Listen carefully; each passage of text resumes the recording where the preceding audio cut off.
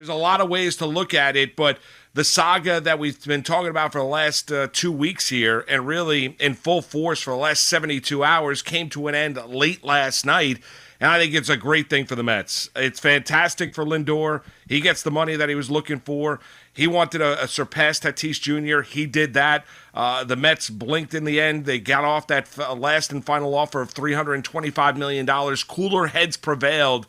And as Steve Cohen tweeted out at about 12:30 this morning, you're welcome. That is why you have the richest owner in all of Major League Baseball. He gets the deal done, and I think everybody wins.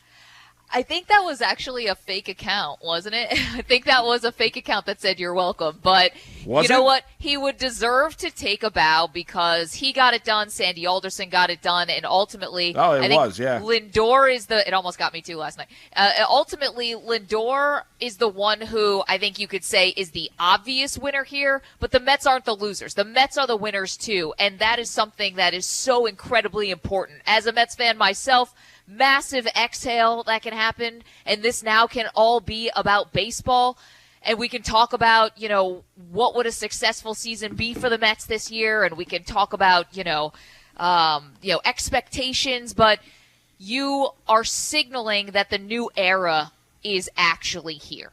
You are signaling that this is now going to be a team that is not going to let money get in the way of making decisions that make the baseball team better, period. And that is so refreshing for Mets fans and a reason to smile and celebrate today. Now listen, now Lindor's got a lot of work to do, right? You get the contract done, congratulations. I don't know if there's an extra clause at the bottom, like, addendum like 16-2XXIII, please live up to this contract if that's even possible. Yeah, I don't think he sweats that. I really don't. But that's the second part of it. And, at the best, a Met fan can allow themselves to start thinking about what the next 10 years will be. Now, you're probably not going to get 10 years of prime, but if Francisco Lindor continues to play the way that he did in Cleveland in the start of his career, he could be walking into Cooperstown wearing a Mets hat.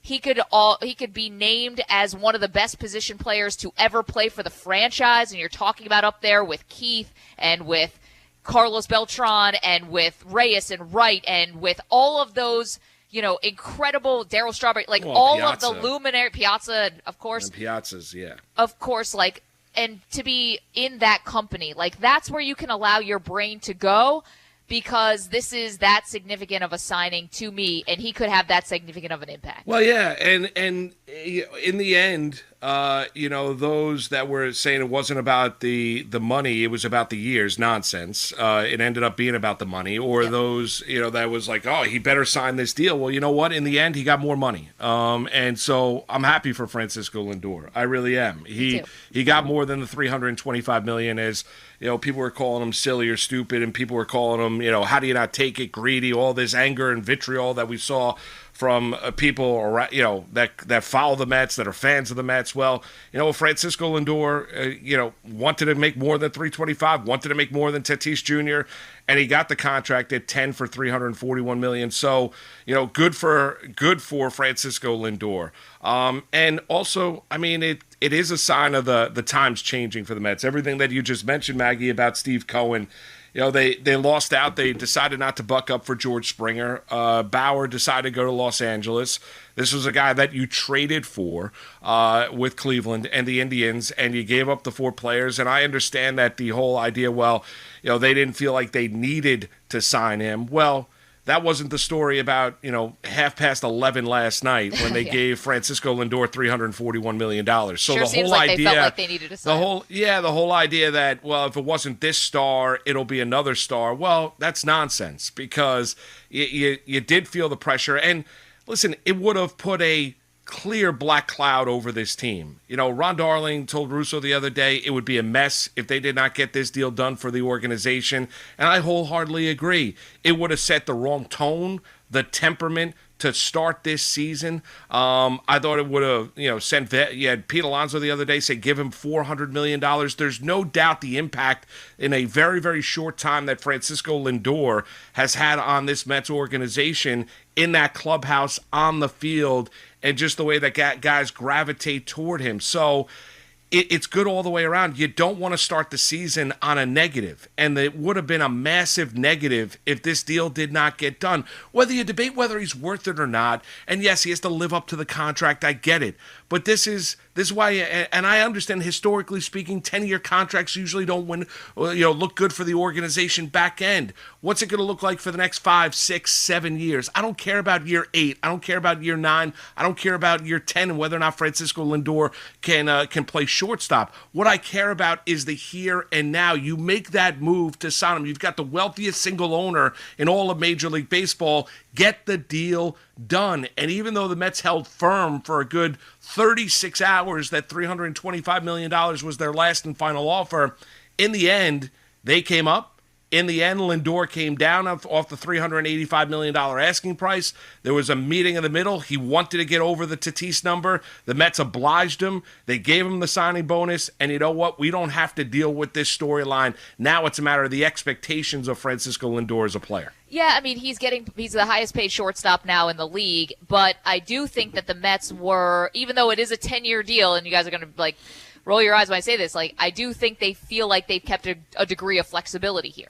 You're talking about $32 million average annual value per year. That's kind of the going rate for super duper stars these days, of which Francisco Lindor is one of them. And I don't believe that this is going to in any way prohibit them from signing who they need to sign in the future, whether that's going to be getting an extension done with Michael Conforto, whether that's going to be Noah Syndergaard, Marcus Stroman. We have no idea how this season's going to play out, whether DeGrom ends up opting out at some point and wants to get a new deal. I still think that they are going to have the flexibility. Now, I know could always go back and lament the fact that they did not spend big on JT Realmuto or George Springer, but the reason I think why they decided to make the trade for Lindor, and obviously Carrasco along with him, but I think they believed we need to spend in this area, we need to upgrade significantly, and getting this deal done is not going to hamstring us in the future. Right? It's probably a calculation even I think that the Yankees made with Giancarlo Stanton. It's a huge contract. Is it going to age well? Probably not. However, it's one that we feel like we can afford to fit into our projections of not just this year, the next 5, and obviously the next 10. It's worth that to them. Yeah, well, it is. And I would just say, if you're not going to pay Francisco Lindor, who the hell are you going to pay? I mean, that's where you could look at the projections and where, baseball is going and where salaries are going. And, I mentioned earlier in the week that, Lindor is a player rep. Martino had a good note last week on SNY. He said, if you don't think it's important for Francisco Lindor to set a new mark in the market, you're fooling yourself. So it was important for Francisco Lindor to set the new barometer. Guys, you don't think Corey Seager's celebrating right now? Javier Baez, Carlos Correa, Trevor Story, they're all celebrating after the Lindor contract with the Mets as he sets a new bar at 10 years, $341 million. So that was important for Francisco Lindor. I just come down to it, Maggie, where you want to pay great players. Mm-hmm. That's it. I mean, we get into general managers around Major League Baseball where you raise an eyebrow where guys are getting paid a lot of money that aren't particularly good. Francisco Lindor is a great player. He's not Mookie Betts. He's not Mike Trout. I understand that. It doesn't take away from what he is at a important defensive position at shortstop, what he is as a leader, what he can do for your team offensively and defensively. So you make that trade. If you're going to hold out and not pay Lindor, then who the hell are you going to pay? I mean, we're having conversations about other guys, and they went all in on Trevor Bauer. I understood it. It made sense. Guy, peak of his career, stick him in as your number 2 starter. Even though Met fans were concerned about his personality here in New York, you know what? They were left at the altar. But if you're not going to pay those caliber players, those are the guys. And even more so Lindor than Bauer, because he's got more of a track record and he's not this divisive personality. If you're not going to pay that guy, who the hell are you going to pay if you're Steve Cohen? So in the end, yes, all the way around, Maggie, it was sucking the oxygen out of the room out of opening day. It really was. And it was unfortunate because it should be more celebration, the bunting, everything like that. I mean, today's a day. It should be it should be a holiday across America, opening day in Major League Baseball. I can't wait until first pitch later on this afternoon. But when this story started to take hold, Met fans started to think, here we go again. Oh my God, here we go again. This is going to be another situation where, we've got Sandy Alderson, we've got Cohen, we've got a new regime, but even in the new regime, we're just going to get the same old storyline, in the end not being able to get a deal done. Well, last night they got the deal done. So on a lot of different ways, for the player, for the owner, for the fans, for this organization, and the tone that it sets to begin the MLB regular season, everything works. Yeah, 877-337-6666. Happy Mets fans, your reaction to Lindor and the Mets coming to an agreement on a 10-year deal. And then what is a successful season for the Mets now that this storyline is put in the rear view? Now there's actual baseball to be played. Is Lindor that guy who puts the Mets over the top?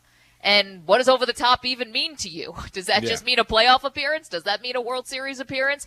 877-337-6666. Y'all, Town Fair Tire. That's where you always get the guaranteed lowest price on name brand tires from Connecticut to Maine. Nobody beats Town Fair Tire. Nobody. Let's go. We'll switch to the Yankees in just a little bit. But your Mets calls and your Mets text messages, that's easy to say. Yes, text and right calls, now, Maggie. Yes. Text, calls, Mets text. That hung me up. I should have known to avoid that. I think I've realized a weak point. I think I get duped by burner accounts like more often than I should. I have a fix for you for that. Oh, do you? Yes. It's called, you star the account. Oh. And then you only see the real one. So I have Steve Cohen as a starred account, the Woj as a starred account, Buster Olney, Heyman, all the people who are the news breakers. I haven't gotten bitten with the news breakers per se. Yeah, I haven't done that, but yeah, the Cohen one got me last night.